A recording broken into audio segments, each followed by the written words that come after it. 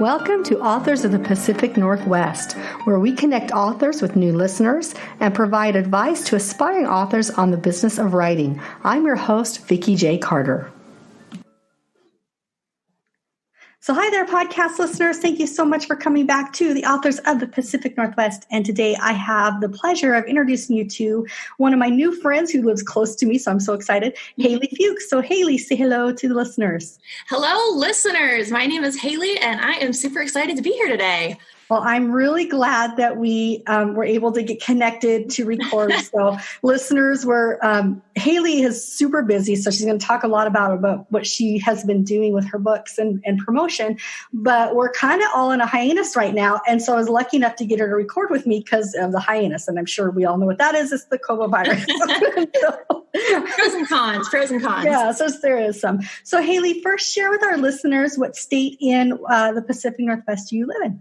So I live in Washington State, and I'm in Southwest Washington in the Longview-Kelso area. Yeah. So yeah, but I've lived all over Washington. I went to school at Washington State University, which is out on the east side, and I've lived up in Seattle for 5 years, which is, north of where I'm at now. So I've been kind of all over, and I do a lot of traveling too. So yeah. I've gotten to see pretty much everywhere in the Pacific Northwest. And I can say, without any doubt, we live in the best part of the country. I'm just going to throw it out there. I agree 100%. And all my listeners know that I will plug the Pacific Northwest, except don't move here. Yeah, I know. We love it. So are you a native Washingtonian? I am. Yep. Hey, there's very few of us. Yeah, I'm from a really small town. It's called Kalama. So it's right next to here, Longview and Kelso. Yeah, one of my favorite places. The Kalama Lodge, which is not open right now, is one of my my favorite places to go because it's just literally down the highway, like 10 minutes. It's when it's open. Yeah, when it's open. Yeah, and that is just brand new. And that's right along the Columbia River where I used to walk that trail every single day and plan out my books. So if anyone on this podcast ever goes to that lodge, look outside and see that trail and think of me. And maybe I'll be there. Maybe I'll walk by. I don't know. Halie, did you see that they extended the beach out there? I did. It's just gorgeous. They've put some good, really good work into that area lately. It's been awesome. And so all of my new photos that we did in the wintertime on my website and that I've been using for all my social media, we took quite a few of them on the new beach right in front of the Kalama Lodge because it was just perfect. So I'm a Kalama Lodge fan and I love that walk. So you guys, if you're listening and you haven't gone, right now you probably can't go in and eat at the lodge, but take that walk. It's a beautiful walk. It's right on the river. It's gorgeous. So there. Okay. No more plugging Washington. All right. I'm just kidding. Yeah. I love Washington too. And I love the Northwest. I've done lots and lots and lots of traveling in my life too, with my husband and with music and stuff. But we have stayed in the Northwest because we love it so much. It's a place to be. It really is. So share with us and the listeners that I don't know if they're going to know much about you. So you said that you went to university and then are you a full-time author now? Have you always been a full-time author? Kind of give us that little journey. Yeah, so that journey, I'll just kind of start at the beginning. I actually started writing my first book when I was 12, and it's Secrets of the Tally, and it is the series that I am still on now, 16 years later. I love it. And so I knew my whole life I wanted to be an author, and so I went to school at Washington State University knowing that's what I wanted, but I wanted to be realistic about it, and I knew that you could not necessarily count on that being your full-time job right out of college. And so I went to school and got a marketing degree because I figured, honestly, anybody in the world can learn to write a book. You don't need a degree that tells you can write, but not everyone can sell a book.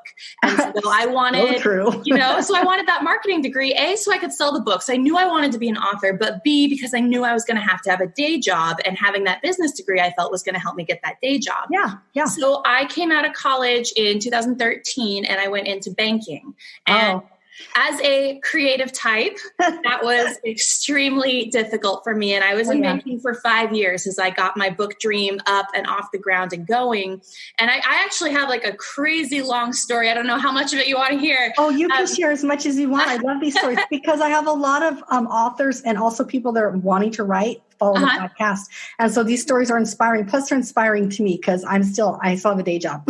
Yeah. Well, yeah. So, and it's just the reality of it. You have to have one when you're getting started out. Mm-hmm. So I was at the bank for 5 years while I got this off the ground.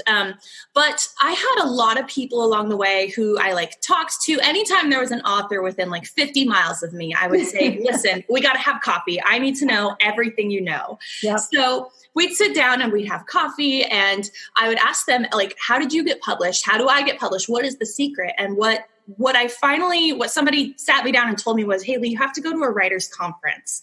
And I was in college at the time. And I was like, oh, Jane, writers' conferences are like $500 to get into. Exactly. They're very spendy. They're extremely expensive. And I'm a college student. So like, I was like, Jane, this is not going to happen. And she's like, well, listen, you keep sending these query letters to agents, but it's not the same as sitting down face to face with them. You will keep sending letters for the next 10 years, Halie, and then you'll go to a conference and you'll look back and go, why didn't I just do this 10 years ago? Because she said that is the way you get the agent, is you sit down face to face, you get to meet them, they get to know more than just the book, they get to know you too. Mm-hmm. So she kind of talked me into it. And so I worked at McDonald's at the time. I worked at McDonald's during the summers and I worked as a writing tutor during the school year because I was putting myself through college. And so for me to save up $500 was a pretty big deal.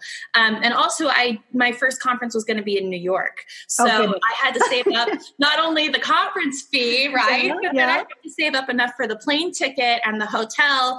And this is a complete side story, but I ended up, I didn't have a lot of money. So I ended up staying in the scariest hostel you've ever seen in your whole life. I go to check in and there's bars on the windows and the man at the front desk, and I'm putting air quotes around front desk, he's like covered head to toe in tattoos. I was like, I'm here to check in. I'm scared. It was very scary, but I was able to go to my first conference. That's awesome, Halie. I love it. Yeah. So I went to the first conference and I ended up getting a couple of requests from editors who it was Penguin and Simon & Schuster. You've got those big 5 publishers. They were actually really interested in the book. And so then I went to another conference, which was like right around the same time. I had signed up for 2 of them. And this one was actually in more of the Seattle area. And they had a contest that I ended up winning. So if you want, so it was actually really cool. So not only the winner gets $700, which was awesome because that was going to pay for like all the conference fees that I just signed up for, right? But also you got to go to this after party with agents and editors. And it was just everyone hanging out, kicking back and chatting about books and publishing. And every single agent who I talked to at that conference, every single one of them wanted the book, and not just like a couple chapters. They were like, send us the whole thing. We're all super interested. So I had kind of this battle. It was the most exciting thing ever for who wanted the book because I'd won the competition. So I ended up signing with an agent later that year. Which was the most exciting thing ever because I had been trying to get an agent for years and years and years up until the point where someone forced me to go to a conference. Yeah. But now I finally got my agent and it was so exciting. And she's pitching the books to places so I'll kind of recap. If anyone on this podcast isn't familiar with the way that once you have an agent, it works, it's almost the same as when you were trying to get an agent. So when authors try to get an agent, everybody writes a letter to that same agent. It's like, please represent me. This is what my book is about. This is why I think you should like it. Yeah. And so those agents now almost have to do that same process for the publishers. Yeah, they have to pitch it to the publishers. Yeah. Exactly. Yeah. So they're all kind of competing with each other for those publishers' attention. So they send a letter to the publisher, or, they meet, or however it is they do it. And the publisher says, okay, I'm interested. This sounds kind of cool. And then they send them the whole book. So I had places that my agent was sending the books to, and it was like Penguin, it was Simon & Schuster. The one that I was the most excited about, though, was Disney. So my agent, I know, right? So I'm envisioning like the Disney Channel original series when it comes out, and the Disney movie, and like Disney characters in Disneyland, right? Yes, and what my ride's gonna look like at the theme park when it comes out. Yeah, so I'm like seeing all the stars, right? And I get the call from my agent. She says, we got to talk, and I get the call, and I'm like, okay, like what's the news? And she goes, well, our agency's actually closing down.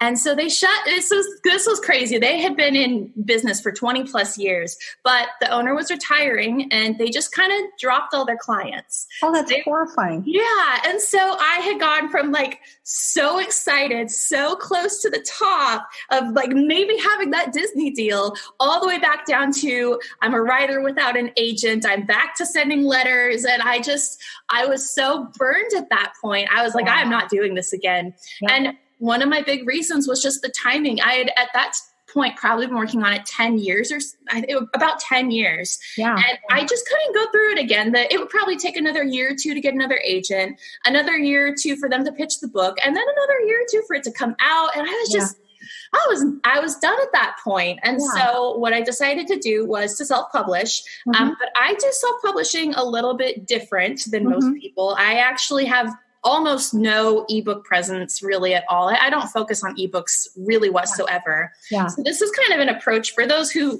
aren't feeling like ebooks are their strength. This is how I do it is I do something called a Kickstarter campaign every year. Okay, I'm good. I'm glad you're going to talk about this because I think this is a really valuable marketing kind of technique that maybe not everybody knows about. It absolutely is. And that's exactly how you should view it too, is as a marketing technique. So what Kickstarter is, for anybody who doesn't know, is it's basically like a big pre-sale campaign, but it's got this name Kickstarter attached to it, which most people know what that is and can kind of identify with it. So what it is think like crowdfunding, something like GoFundMe, where you put your project onto Kickstarter and then you have a month to raise whatever it is you need for your goal. So you have to go in and set a goal. You say, I need $5,000 to print my book.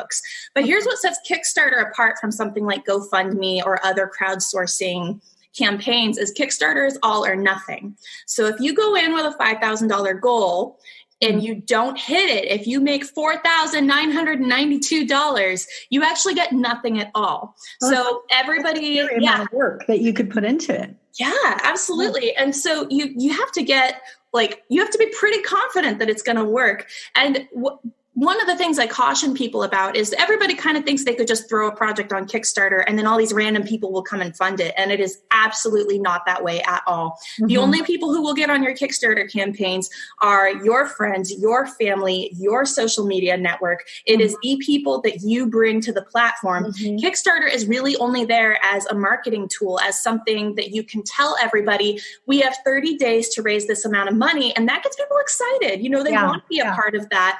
And one of the things that I offer in all of my Kickstarter campaigns is everybody who buys in that Kickstarter phase, they get their name printed in the back of the book. Oh, that's super cool. Yeah, because they're actually just ordering a book 6 months early, and I'm using that pre-sale money to print the book. Oh, okay. So it comes out like 6 months after they've ordered if we hit the campaign goal. But if we don't hit the goal, nothing ever pulls off of their cards.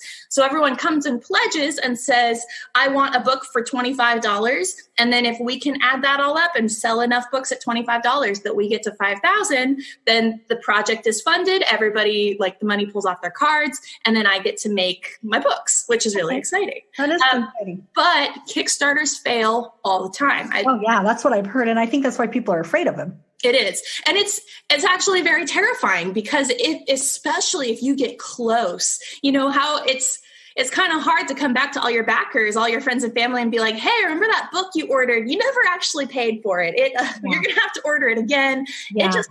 I have never failed one. I was going to say, have you failed one yet? No, I have not. I have done 4 of them now. And I believe I have another 2 coming up this year, actually, since COVID has kind of thrown a wrench into everything else I can do. Kickstarter is one of the only things left that I can still do. And so I'm actually going to do 2 of them this year. But with my very first one, it was super scary because I went in with that $5,000 goal. And my advantage was that for the last 11 years of my life, everybody who had ever met me knew that this was my goal. This was my dream, that I've been working so hard for it. And so I put in the work. Let me tell you something, they do not just show up and fund your campaign. I was up before work every single morning. I'd get up at 5:30. I'd go to Starbucks and I'd get on my computer and I would just email everyone I'd ever known. And I'd say, hey, I know that if you've known me at all in the last 11 years, you know about this project. You know how much it means to me. If you'd like to buy the book, you can in the next 30 days between May 1st and May something. It was in 2015 or are there 31 days in May? So we'll just say there are. So one of my listeners will look up and find out. And I know, right? There really wasn't, Vikki. I didn't want to just say it and have it wrong. It'd be like, Halie doesn't know how to sure. But so for the month of May in 2015, everyone got together and bought their books. And at the end of it, I came out at about $7,000. And that's fantastic. It was so exciting. And, the reason I decided to do that, and this kind of touches on a different point outside of Kickstarter, is print on demand is an amazing service. And for anyone who's not familiar with what it is, that's just basically where you set your book up on Amazon, and anyone who wants to buy it at Amazon just prints the books one at a time and mails them out. Mm-hmm. So those books, there is nothing wrong with them. They are perfectly good books. They look they're very decent, but I think decent is about the extent of how I would describe them. Mm-hmm. And after 11 years of working on this project, I was not about to settle for decent. I wanted the best quality physically possible. I wanted silver letters. I wanted embossing. I wanted dust jackets. I wanted hard. It is your baby, and it's going to be fantastic. Absolutely. Right? Yep. I know this feeling. That's why I'm in such a state of, I don't know where I'm going right now, because when my first story finally comes out, I can't settle for just nothing, little, minimal. Right? Yeah. And so print on demand is great for a lot of people because it opens up publishing to literally everyone. Anybody who has written anything can publish a book on Amazon. But everybody can publish a book. And there's a backside to that of not everybody should be publishing. That is absolutely the truth. But it really is. And it has put a really tough stigma on self-publishers because there's so much garbage. There truly is, not all print on demand books are garbage, but a lot of them are because anyone can do it. But, it's good for a lot of people. But for me, I wanted my silver letters more than anything. And you can't get that with print on demand. You have to print in huge quantities. So for me to print in huge quantities, I needed that $5,000. Yeah. So that's why I was willing to do Kickstarter. Because if you can't raise the money, if I could only raise $2,000, why would I want to keep that $2,000? What would I do with it? I couldn't print the books that I was promising to everybody. So it would have been like I had lied to them and gotten their money and I wasn't delivering the product, which is kind of the idea behind Kickstarter. That's why it's all or nothing, because you need to be able to deliver what you're promising. Exactly. If you can't hit a goal, then you can't deliver. So so that is what brought me to Kickstarter. I did my first campaign. We raised $7,000 for book one. And then about a year later, I did book two on Kickstarter again. And I got another $7,000 for that. Awesome. And that was about the year that I quit my job, which actually... Go ahead. I want to ask you a question because I read on your website, you quit your job and you took a train trip. Is that? I did. That is just so cool. From anybody like me, I'm like dreaming of just sitting there writing all the time on the train. Yeah. Oh my gosh. That was my dream too. And I was like, I just want to do it. I was done living in Seattle. I'm just going to tell you that right now. It does not matter what job you get or how much you make. You're always going to live in poverty if you're in the Seattle area and traffic. And you just live in poverty and traffic, no matter what you do. And I was like, why am I doing this? Of Seattle. Yeah. Really, it's true. It's beautiful, but you live in poverty and traffic. So I just said to myself, if I move back down to the southern part of the state, it's a lot cheaper to live down there. I could take all the money that I'm going to save on the rent for the next year, and I could just live on a train. And so I did. And I'm going to give a quick Amtrack plug right here. And I don't get paid for this or anything. I'm just going to know. I love Amtrack. Oh my gosh, me too. I would go from where we live up to Seattle because my husband worked in Seattle a lot. So he would stay. And because we're pretty far for listeners, about 3 hours in good traffic from Seattle. And so I would go on Amtrack to go up to see him. And I loved it because you're seeing places you don't normally see when you're on the highway at all. Oh, yeah. It goes through all sorts of places. The plug I was going to do is actually for the credit card. Oh, that's cool. They give away so many bonus miles when you open up an Amtrack credit card. You can actually just travel the whole country pretty much for free. Oh, that's very cool. What I did. Yeah. So I actually opened two, which I don't know if you're supposed to do that, but I did. So I opened. Yeah, it did. It opened two and I got so many bonus miles because they were doing a promotion at the time. I honestly did the whole country for free. And what I had done ahead of time was I just got on Facebook and I was like, hey guys, I just quit my job and I'm about to travel the whole country by train. So who's got a couch and where are you?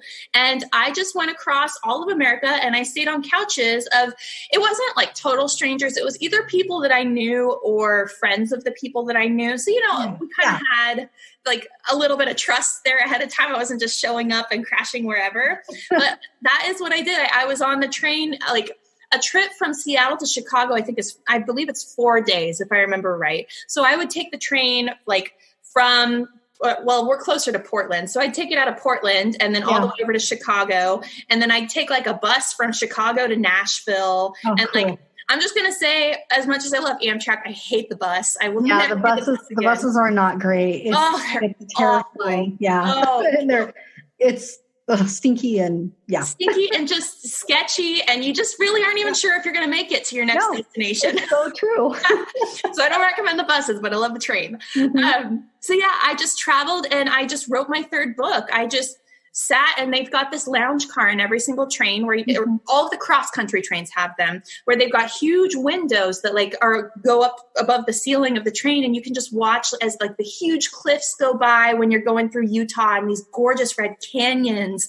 And you can see like, I went to Arizona and Arkansas and the East Coast and Chicago.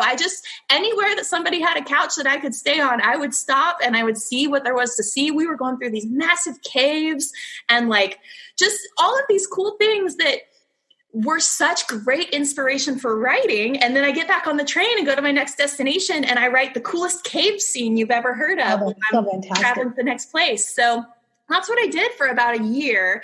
I had the travel bug bad, and that finally quenched it. I can imagine. Travel on the train. Yeah. That finally took care of it a little bit. I was like, okay, I can rest for a little while now. But then because I'd had that year of time to write the book and to really focus on just being a full-time author, my next Kickstarter campaign, my first two had made 7, my one for book 3 made 10,000. Oh, wow. Yeah, so that was super exciting. And that was right around the time that I discovered events and shows. I did my very first show, it was a little 4th of July festival that's here in Longview. And I went out and I sold my books. So if anyone ever comes to that, I will be there every year because I love you mean the one that's right behind my house? Probably, literally? Yeah. I didn't know you were selling books. I don't go over to what we call the gypsy side to go look at every. That's me. I'm on the gypsy side. Find you then. That's hilarious. Yeah. I have a purple tent. I'm considering changing it to blue, but look for either blue or purple. Oh, that's so awesome.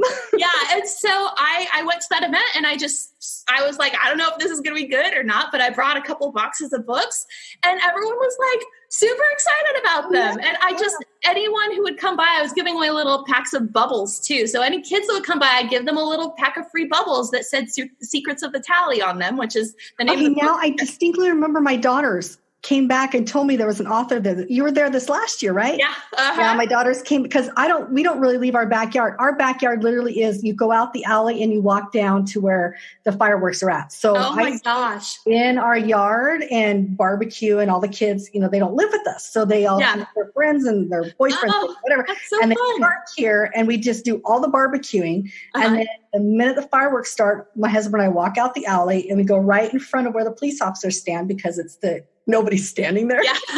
Great. Stand right there. Watch the fireworks and come back. So I don't go venturing out, but my daughters do. And one of my daughters came back. She goes, Mom, there's an author down there. You need to go check it out. And I never even got out of my dad. That is so funny. That was me. That's awesome. 100% that was me. Good for you. Yeah. And I didn't know what to expect. I didn't know if it would go well. And it actually went great. It was so awesome because, these are my local people. There were so many people I knew who were stopping by and they just buy books. And then I kind of tell them about book 3 coming up. And so that's part of the reason that the book 3 campaign went so well was I just started kind of trying to do a couple shows and see I was starting to get the name out there and I get people on my email list. And so I kept their information and then emailed them when Kickstarter was happening. And that's why that next Kickstarter did so much, 10,000 instead of 7,000. I did that for a year. So I had so much fun at that show. I promptly signed up for every show that would possibly take me. That's awesome. So I don't know how many shows I did last year, like 20, 30, but I try to have a show every single weekend. And so I would go out, I would do all of these events, I'd collect all these emails. And then with book 4, I ran the Kickstarter for it. And we jumped from $10,000, which was amazing on book 3. Book 4 made $17,000. That's awesome. So let's define shows just a little bit for those that are kind of confused. So they're events, or they're like maybe Comic-Cons or those kind of large events too. That's exactly right. How do you find them? Do you just think about it? And no, it's a lot of research. And honestly, I consider it one of the most difficult parts of my job is scheduling shows, organizing them, making sure you've got all the payments made. Some of them want insurance. Some of them you need to pay for parking ahead of time. So to juggle all of that and keep those all straight and organized, I consider one of the most difficult parts of what I do. But that is pretty much my whole income is shows and events. So, we're talking, we are in the time of COVID right now. Yeah, exactly. Your calendar was booked, because I remember when I found you in February, you were doing over in Castle Rock, you were doing one of your book opening, Yeah. And I went on your calendar and you were solidly booked. Yeah. So now you're not, right? Yeah. That was a blow. That was a pretty tough blow for me to handle because, not only is that my whole income, but a lot of those shows weren't able to refund you because you have to pay in advance. Yeah. And some of them are extraordinarily expensive. I had one down in Anaheim, California, I was going to, and it was a $2,000 booth fee. My heavens. Yeah. So you have to pay those all in advance. So to have multiple months of shows, and like you said, I was absolutely booked solid. And it was things like Comic-Cons, you're exactly right. But it's really anything. I'll go to craft shows. You're not specifically targeting your genre or book events. No, and I'll tell you exactly why. Because my absolute joy and passion in everything that I do is when I'm able to reach people who are not readers, who would not normally do this. If they're walking by, and I have a pretty cool booth set up, so a lot of times they'll kind of stop and look at it, and I'll start talking to them. They're like, "Oh, I don't like to read." I'm like, "Well, let me change your mind." And so, those are my absolute favorite stories. Is it's not always the people at the Comic-Cons who are necessarily into my genre or even into reading at all. It's anywhere that I can reach, like those middle school aged kids, and just convince them to give it a try. And then I get those emails from them a couple of weeks later that's like, "Hey, I've always hated reading, but I just read your book and now I need the second one and now I want to read and I just feel like I have accomplished something." That's awesome. So I would say actively try not to go to events where it's like just authors or just readers. I am trying to get out to everyone who has never wanted to pick up a book. So I can really go anywhere. So those two things that I find with that approach. It's incredibly brave. I know. You're a very brave person. And if you guys aren't hearing it, she's just like gung-ho, brave. It's astonishing and it's catching. So I love it. And B, it's really, really smart because when I've been to a couple of author events just with friends in specific genres, and it's miserable. I'm just like, I would never pay the money to go to a genre book event because there's like, you're sitting with saturated market. And so to even get noticed by a reader walking by, you have to be 3 times better than all 50, 60, 70, 80 authors there. That's exactly right. And I don't know, I'm too much into competition. I can't handle that kind of pressure. Right. And so how you're doing, I have had a lot of authors that I've known that have been in specific genres that will go to Comic-Cons or conventions, and they do exceedingly well in those conventions. And so I'm excited to hear how you're doing it. But you're not just speaking that, you're also going to schools, what I understand too. Yeah. So tell us a little bit about that approach, because I love, love, love that approach. And you know what? That is something I really kind of started doing this year. And in the past years, I've gone to like my own home school of Kalama. I've done Castle Rock because we do our big launch up there. Yeah. But this is the year that I actually really started going. I just put out a call on my mailing list and I said, "Hey, anyone with teacher friends, let them know I'm going to come to their classroom if they want me, and I will give the coolest motivational speech. We'll talk about books and I will get their kids excited to read." And I do. And one of the cool things is like, I get to go all over the place. So I'm going to like low income schools where a lot of the kids don't like to read, but there is, you can't change everyone, but there is a good handful that come away from that talk and pick up the book and actually enjoy it and then want to pick up another book. Yeah. And so, I hesitate to say this because this could change in the future, but at the moment, I don't actually charge fees to go to these schools. I just go and I take my pride in knowing that I've affected a life and had a good time doing it. Yeah. And then the way that I make the money is just by selling the books afterwards to the kids. Yeah. Yeah. So that has worked out for me so far. In the future, it's possible that we'll start adding in those fees once I've got the schools clamoring for me and all want me to come at the same time, maybe we'll visit that. But there's also an aspect of giving back to the community that is so valuable, regardless of, you're going to find lifelong, in some industries, they call it lifelong customers, whatever. I call it just lifelong friends, that when you're giving to the community, it helps to build your authenticity, which is so important. What we're really talking about is you building this platform. Yeah. The author platform that everybody you hear as authors, you have to have an author's platform. You have to have this, you have to that. You have to be on social media, you have to do this and that. The one thing that I like about you is that you're not on social media a ton. I am, unfortunately. COVID's changing that a lot with me though, but you're not on that much, but you're on just enough. But I think the way you built your platform is a lot of face-to-face interaction. And am I correct in that?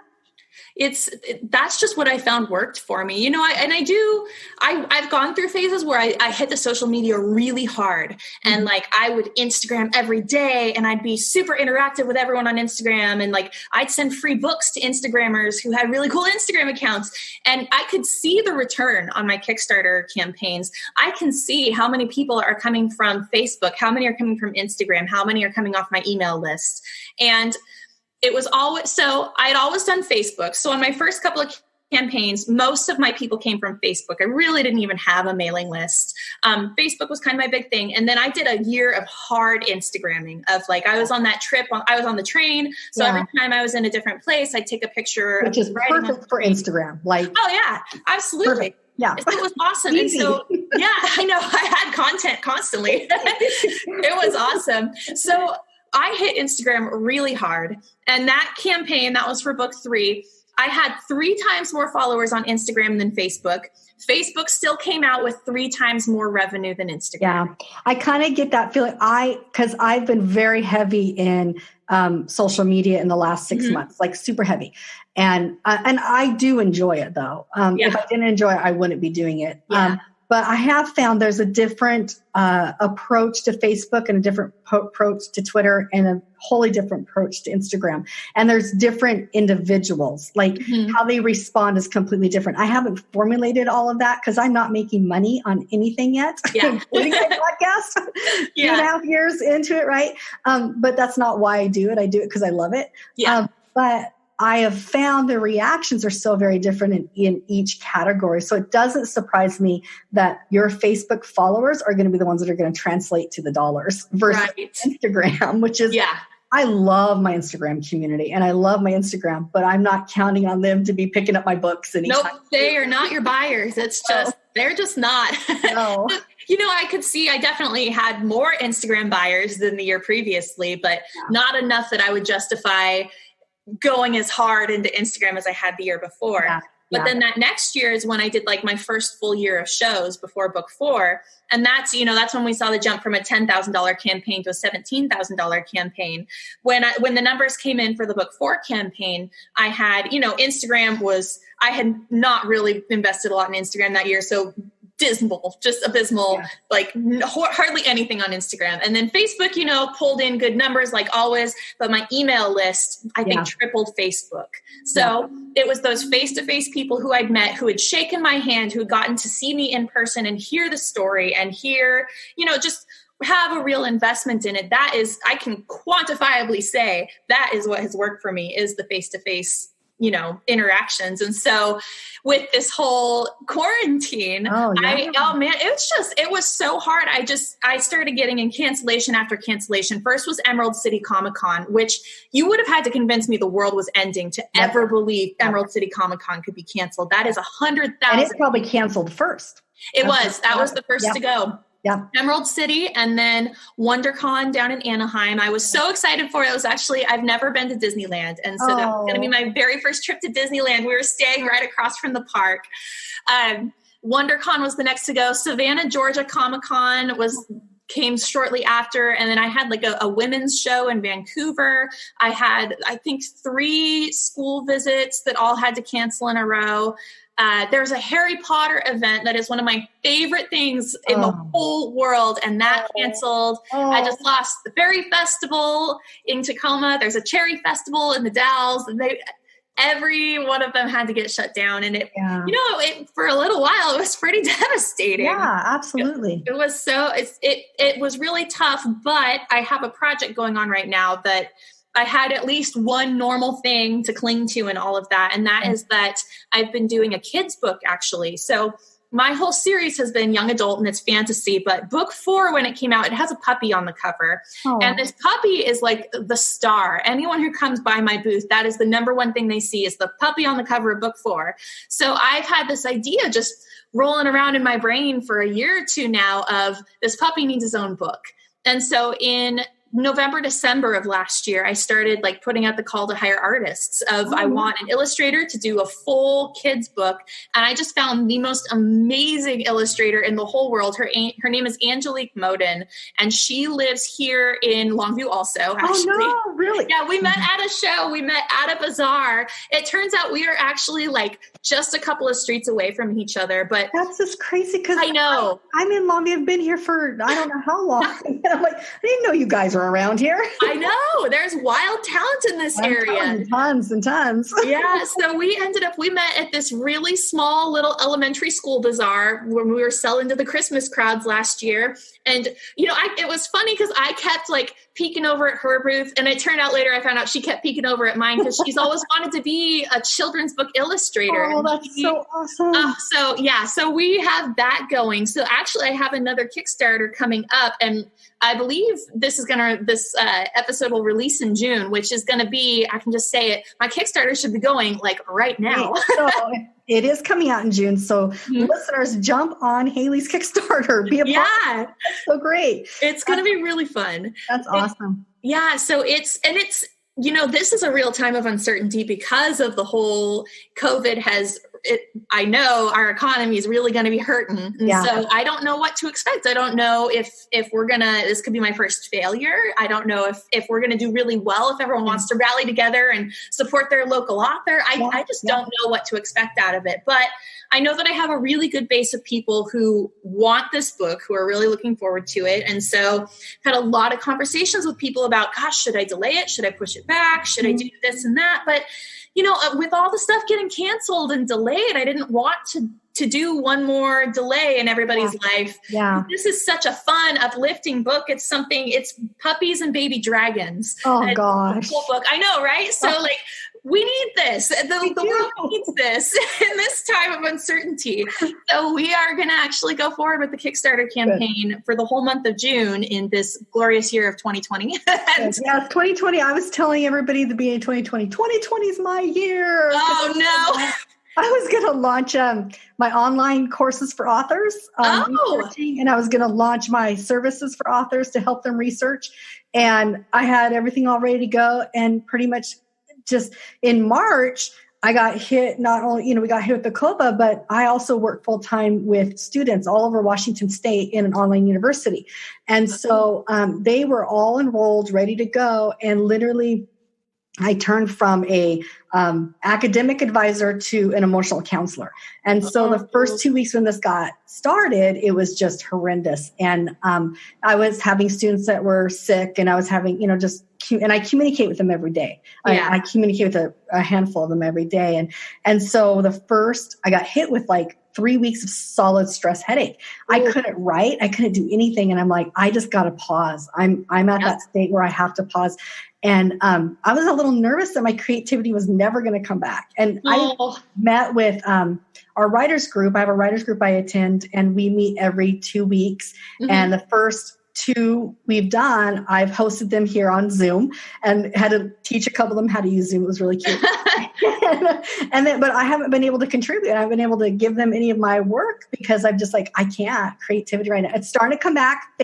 goodness, as things, it feels like we're kind of all settling into this new norm, but there's still so much uncertainty, especially for artists and writers. And a lot of my writer friends had all of the conventions that they had set up for spring. Spring's a very heavy time for conventions and to go sell, and we're all stopped. And it's just like kind of scary. So, but I'm really glad you are keeping going. And I do think we all went through that period of 1 to 2 weeks of just, like I got nothing. I'm there was not much writing going on around here for a little while. Well, let's jump into the series and kind of give us the genre. Tell us a little bit about the backstory. And then I'm dying to hear what you want to share with us. My listeners love the readings. It really hooks them in. So definitely, set up what you can share with us. Yeah. And then I'm going to go ahead and let you go and do the reading. All right, perfect. Well, so I've got my series, Secrets of the Tally, and it's going to be 5 books in total, not including this little kids book spinoff that's coming out soon. So book 1 is called Secrets of the Tally. They're young adult and they're fantasy. So you got some magic going on, but it's also a mystery. You're trying to solve the identity of both of your main characters in book 1. So the first is there's a girl like right on the cover, and she has woken up. She's completely lost her memory. She doesn't know who she is or why she's really important. Everything is completely gone from her mind. But she finds this list of tally marks of all the lives she's saved. And now she doesn't know how she saved all these people. There's like a lot of marks on that list. Now she doesn't know. So she's got to figure out who she is and why she's so important. And there's this guy who shows up who's pretty eager to help her solve that mystery. And she's like, I don't know about you either. So she's got to figure out who he is and whether or not she can trust him. And she has to figure out who she is. And she's got to do it all before these monsters can catch her, because she is like a target of theirs now. So it's really action-packed and it moves super quick. And you started this when you were 12? I started when I was 12. And I do like to put the disclaimer on, it is not still a 12-year-old's writing. It's probably been rewritten about 40 times. I just think it's awesome that you had the idea then, though. Yeah. I mean, so great. You must have been an avid reader, I would assume. I was. Harry Potter was my big love growing up. But also Aragon had actually just come out around the time I started. Our 2 favorite books in our house are kids. Oh, really? Yeah. That's Aragon awesome. Was like huge. So my daughters were reluctant readers. Amazingly enough, my daughters, I don't know how that happened, but, and so we kind of dabbled in Harry Potter for a while, but Aragon was the series that really kicked my oldest, who now she's amazingly creative, and she does a lot of Dungeons and Dragons and World. Oh, that's funny. Amazing. And that's the book that her and I read together. And I'm like, oh, she just fell in love. Dragons were her thing. Oh, good. Yep. So, but the kid who wrote it was 15. And I was like, well, if this kid can write a book, I'm 12, I can write a book. Exactly. So it was almost that spirit of competition that drove me of like, well, I'll get it out before he ever did, That's awesome. But I did not publish till I was 23. And I never, ever set it down for even a month between 12 years old and 23 years old. I always was working on it and trying to better myself and better my writing and, figure out how it is you get published. And I think it's really awesome that we deviated once again. But I think it's really awesome that you also went to college. But I'm fascinated that you didn't go to college for a master's in fine arts. I think that's really intelligent. I mean, I'm not downgrading those programs at all. I'm a higher ed girl. I have a master's degree, double master's degree. I love higher ed. But I also found that a lot of my writing friends that have gone through a master's of fine arts, they really struggle with creative writing. I mean, like they really struggle, and they struggle with continuing. And sometimes the feedback that they've gotten in those programs have been so harsh that they can't receive feedback. It's just like untangling a lot of stuff. So, but you got a business marketing degree, which is the one weakness almost all authors have, because authors now, even if you get from what I understand, even if you get a publishing deal and you have an agent, you still are the main marketer of your work. That's absolutely the truth. Yep. So you have so much stuff that you're doing that was it lent from that marketing degree? Is that how do you function? A lot of it is, there's so much that went into that I am so grateful I had. It's everything from like the finance classes that I had to take to like knowing more about like how to do business taxes and entrepreneurial things, like how to get a business license and business law. And gosh, what else? Marketing psychology, I think, was one of my favorite courses I ever took, because that was like, what makes consumers want to buy? Like what are the factors? And so there were so many courses that helped me so much. And, I still took creative writing courses. Of course you want to do that too. I actually got a minor in English. But nobody needs a piece of paper that says you're a creative writing major to be able to write a book. It's actually probably the last thing you need, because that just means you've been taught to follow the curriculum or follow the core. And, like you said, I'm not trying to put down anybody who decided to go that route, but anybody who comes up to me at any of my shows and says, I want to be an author, I say, okay, what do you want to go to school for? And they'll say, well, probably English, right? Like creative writing. And I go, no, that is not what you want. You want to learn, anyone can write a book. You need to learn how to sell your book, because if you want it to be your career, that is the part you need to learn. You need to learn how to make it your career and teach yourself to write. Still take those classes, still go to creative writing, but if you want to be an English teacher, if you want that to be your day job, then yes, that is when you go for the English degree. And then I'm all for it. If that is what you want to be the day job while you're doing you're doing side hustle. We call it side hustle in our house. That's exactly right. Yeah. Then you can go for the English degree. That is the only time though. Any other time. And I have a funny story. We were in, so to get my English minor, I had to take this big English class with like all the other English majors. And the teacher went up to the board and he goes, okay, what kind of jobs can you have with an English major? And the very first thing that's shouted out is barista.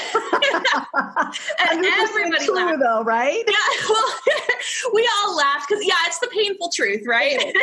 And then the second, of course, is English teacher. So if those are the two things you want to do, then go for it. But if you want to make writing your career and college is still in the future for you, I say across the board, you go and get your marketing degree or some sort of business degree, because the College of Business covers everything. They will cover finances and entrepreneurship, and they'll give you a good dose of everything. And you could put your major into any course in business. It doesn't have to be marketing, but you want that business degree is what's going to help you do it. Absolutely. Well, I hope that in your future you develop courses for authors on how to market yourself, because I think you're infectious for one thing. And I think that you're really smart at how you're doing it.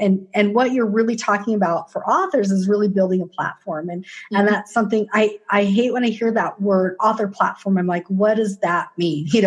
Break it down for us. Tell us, so good. Okay. So we already talked about book one, and then I'm going to be quiet so you can move forward and we can get to the meeting, because you and I think need to get together and have coffee. And I know. We have so much to talk about. We do. We're so close. Yes. It may be a couple months, but we'll make it out. No kidding.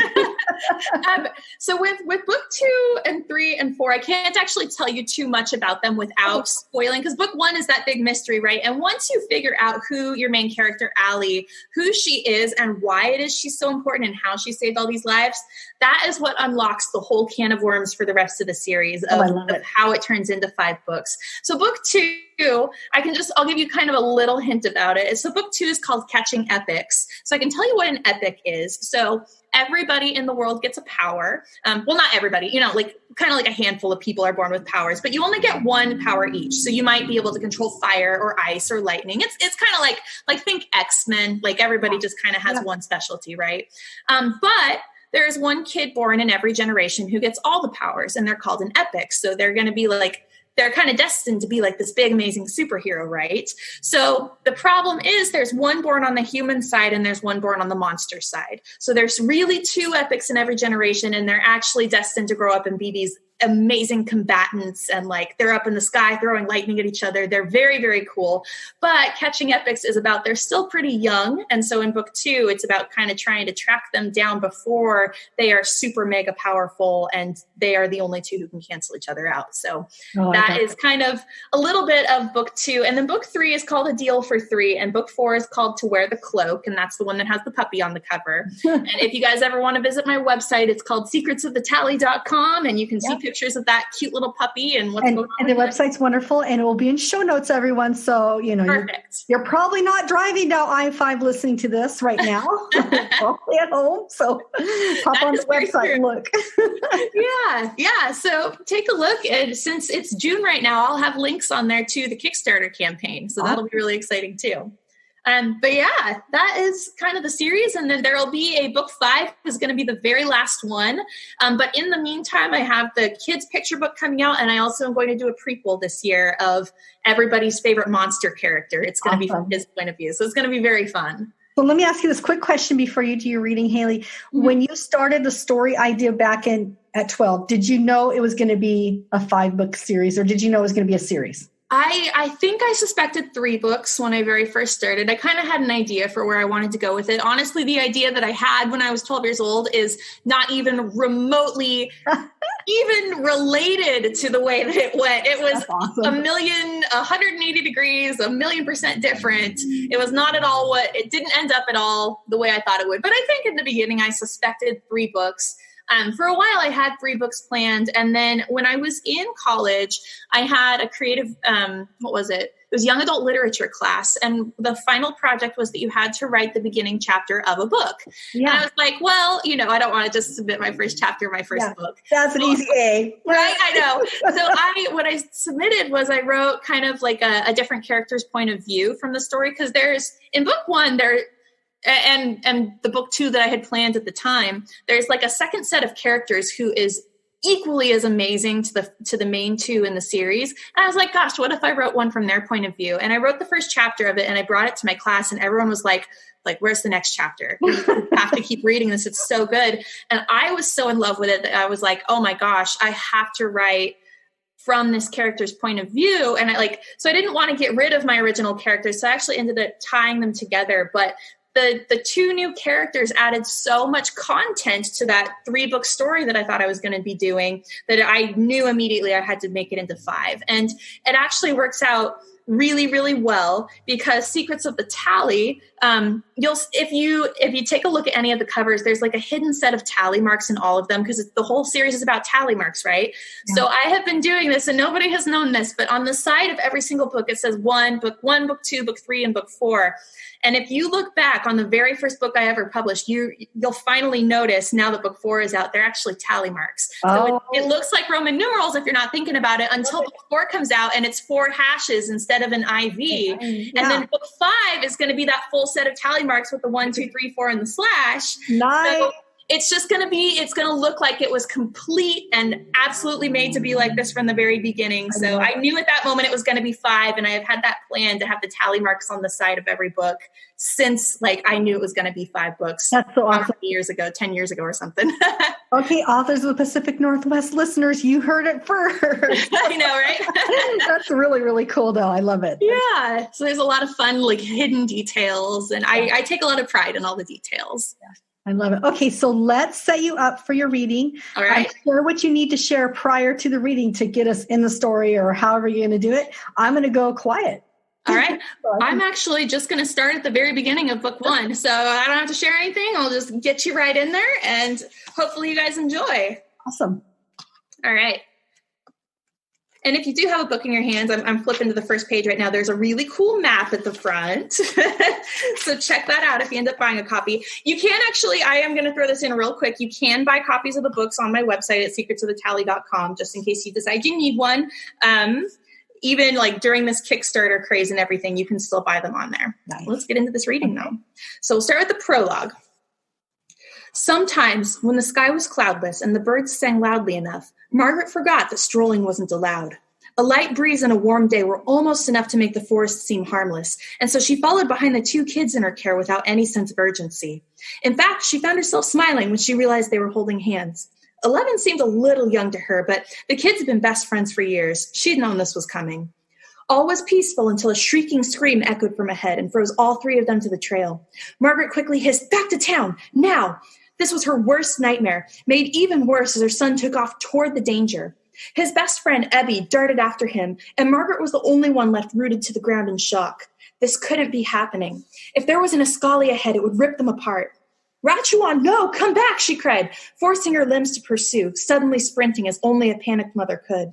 A blonde teenaged girl sobbed and coughed in a patch of wildflowers ahead, writhing on the ground as she struggled to say something. The kids reached her first, and Abby was on her knees in an instant, trying to figure out what was wrong when there was no blood. Margaret skidded to a stop behind them, hauling each of the kids back to their feet. "Out of here, now!" "But I think she's a mage," Abby protested. "We have to help her." Margaret used all the strength in her arms to yank both kids back in the direction of safety. "Run now, and we'll send her help from town." Margaret's forceful push suddenly became a restraint to pull them back to her, as an Ascali dropped down from a tree limb, a human-like monster with wickedly black hair on his head, then spikes of bone jutting from his elbows, now crouched with his sharp teeth bared. The kids pressed themselves against Margaret from either side. It would only take the Ascali seconds to kill all three of them. Chapter 1. Somebody had ripped my mind open and poured black ink inside. It was an all-consuming darkness, and when I woke, I brought nothing with me except a sense of confused terror. My legs were already working frantically beneath me, crashing through forest undergrowth for reasons unknown. I lurched involuntarily to one side and grabbed an ancient tree to steady myself, clinging to the damp moss with all the strength in my fingers as my knees threatened to collapse. My eyes stung and my head ached, so I smashed my face into the soft green life, and with the cool scent of rotting wood filling my nose and calming me down, I tried to think. Something was wrong. Everything was wrong. I didn't know where I was. I didn't know what was happening. I didn't even know if I was alone. Two birds began to chatter to each other overhead, and I snapped my eyes open as blood's earthy scent hit me, a smell like steel and broken stones. My blurry vision sharpened as I pushed myself back from the thunderstruck tree, and I realized my hands had left crimson stains on the moss. Panicked, I whipped around to see an aging forest I'd never laid eyes on before. A tangle of clovers and wild strawberry vines snagged my ankles as I spun, and I wrung my hands fiercely together in the nearest leafy bush to scrub the blood off. Each breath became a shorter gasp as reality hit me, and my weary lungs tried to match the accelerating pace of my heart. I didn't know where I was from. I didn't even know my own name. Air scraped through my throat, and I clutched a shaky hand to my neck as I spun around again, trying to find signs of danger among the ferns and wildflowers. Although I couldn't spot anything frightening in the dappled sunlight, I heard the shriek of a little girl in the distance and footsteps running towards me. My stomach twisted sharply, and an overwhelming wave of frustration made me want to cry. I didn't know if friends or foes approached. I might be running from my saviors or waiting for my murderers if I chose wrong, but even if they were coming to help, I couldn't explain why I had blood drying in the creases of my hands. I wasn't sure I'd ever even seen these hands before, and I couldn't answer any questions, so in sheer panic, I bolted. I didn't know what had happened, and I had no idea where I was going, but I tore through a blur of the deep green forest, trampling wildflowers and soft soil as my feet reveled in the discovery of running. My muscles seemed designed for this, propelling me forward with incredible speed, hurdling every mossy obstacle in my way. The terror that drove me also reconnected something in my thoughts, and the last few minutes of my memory flooded back in a confusing jumble. I remembered writhing in a patch of white ground flowers, unable to project more than one shriek in agony. Two kids running straight to me to help, a boy with acorn-colored hair, not yet dyed crimson in his blood, and a smaller girl with a cascade of blonde. A woman, maybe their mother, had sprinted close behind, hissing for them to leave me. Something was coming. I remembered intense pain ripping through my entire body, preventing me from so much as getting to my knees. Even now, I could still feel my stomach churning, protesting the abuse as a makeshift marketplace came into view. My feet must have had a memory separate from my mind to carry me here. Then my panic brought me to an immobilized stop right at the edge of what seemed to be a small village. A stranger brushed past me, and one almost bumped into me, but I couldn't recognize one face in the crowd of browsing locals. Kids chased each other around carts filled with jewelry, clothes, instruments, and toys, but fear built in my chest the longer I stood still. I needed answers. I needed to feel safe, to figure out who I was and what was going on. "Allie, you came back!" a man in a small hat exclaimed, sharing an aged smile that reached all the way to his large ears. He stood beneath a tent where a band of friends made a show of cooking breads and meats, juggling wads of dough and tossing pans to each other as they prepared food for a ring of onlookers. I forced myself to rasp, "How do you know me?" wondering if I had just swallowed an entire briar patch. How else could speaking hurt so much? His smile waned as he saw my anxious confusion, and I noticed a few cooks setting down their work to glance over as well. The short, wrinkled man in the hat said, "You were just here buying a roasted squirrel from us. I never forget a name. You said it was Allie." Another of the cooks, a suntanned girl with tightly curled hair, abandoned her position to ask, "Are you all right? Do you need help?" I replied, I'm not, I just, yes. I flung an arm over my mouth to muffle a hacking cough, a horrible bitter taste coming up with it.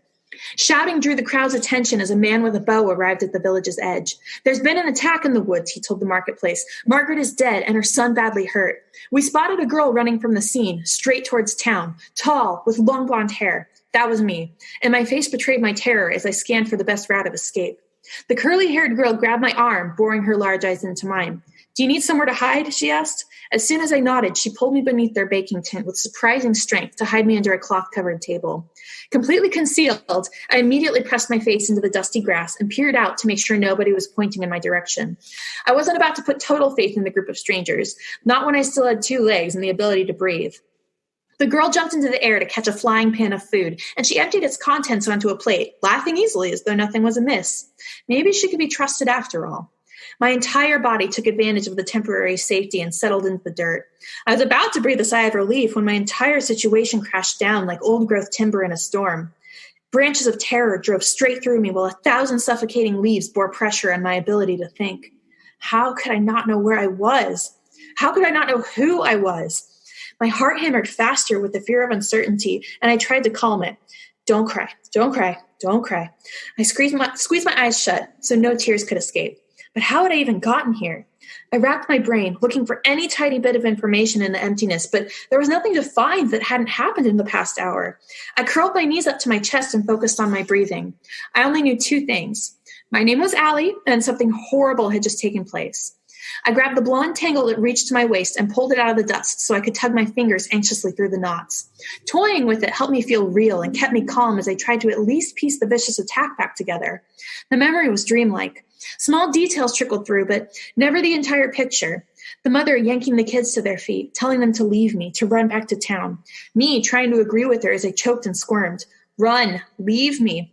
The panic in their faces as something terrifying stepped into sight.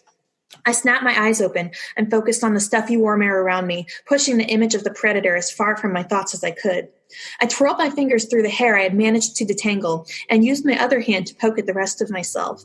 Hard, lean muscles all over, a few calluses on my palms. I wore soft leathers, probably to allow for ease of movement. Tight sandals wrapped the bottoms of my feet with leather soles, and the laces crisscrossed up my calves, built for running. Had I been running all my life?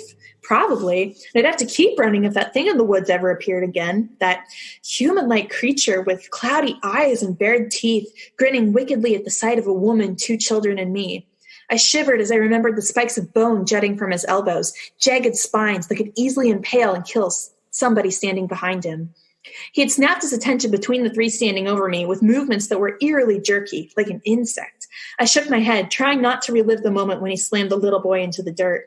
I tried to block the memory of a second monster ripping the woman's throat out with his teeth, and that little girl, screaming as they'd taken her. The cloth of the table rustled, startling me. Sunshine beamed inside, and I bolted upright as a small boy ducked into my fortress from the other side. "Can I hide with you?" he asked, his eyes bright from the thrill of whatever game he was playing. His gleeful smile didn't sit well with me as I tried to overcome my crisis. "No," I replied, wondering vaguely what he had done to cake so much mud into his hair and onto his face.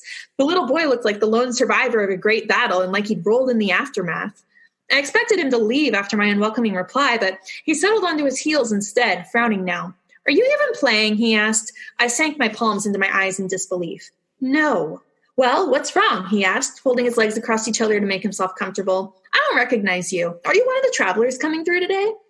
I let out a short laugh at the absurdity of his interest, but he wasn't about to leave. "I wish I knew," I told him, "but something's wrong with me." "Well," he pushed, "what's wrong?" I don't know what possessed me to tell this kid anything. Perhaps because of his large, inquisitive eyes or my desperate need to simply talk to someone. I found myself explaining, "I just sort of woke up out in the woods without any idea who I am. And I don't know where I'm from. I don't know what happened. And I don't know what to do." Getting those words off my chest gave me room to finally take a deep breath, but I felt strangely uneasy. It wasn't this kid's age that bothered me. It was the fact I'd just opened up to him. I was putting my trust in someone I didn't know, and everything about that felt wrong, like I was breaking a sacred value. The boy nodded, giving me more attention than I thought possible for his age. "Well, why are you hiding?" "Because something bad happened in the forest, and I think I might be blamed for it." His eyes grew wider, and he exclaimed, "You're the girl the mages came looking for." Oh, wonderful. Now I had to figure out how to keep him from revealing me. Tell me about these mages, I said, hoping to keep him talking while I figured out what to do, apart from tackling him. The boy was entirely too happy to know something I didn't, and said, those are two of the mages who keep Tabriel Vale safe from monsters.